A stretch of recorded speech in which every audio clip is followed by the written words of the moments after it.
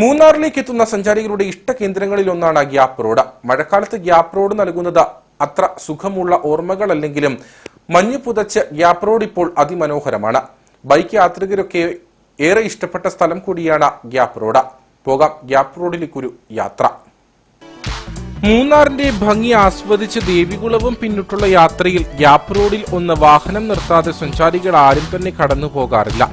മലനിരകളുടെ വിശാല കാഴ്ചകളും താഴ്വാരത്തെ പാടശേഖരങ്ങളുമൊക്കെ ഗ്യാപ്പ് റോഡിൽ നിന്ന് മതി വരുവോളം കണ്ട് ആസ്വദിക്കാം.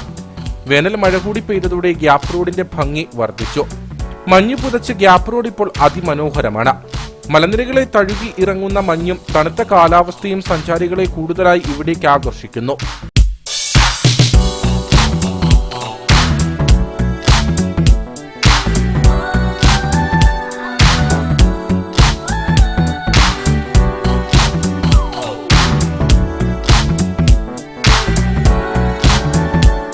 കണ്ണിറയെ കാഴ്ചകൾ കണ്ട് മനസ്സും ശരീരവും കുളിർപ്പിച്ച ഗ്യാപ്പ് റോഡിൽ നിന്നും മടങ്ങാം.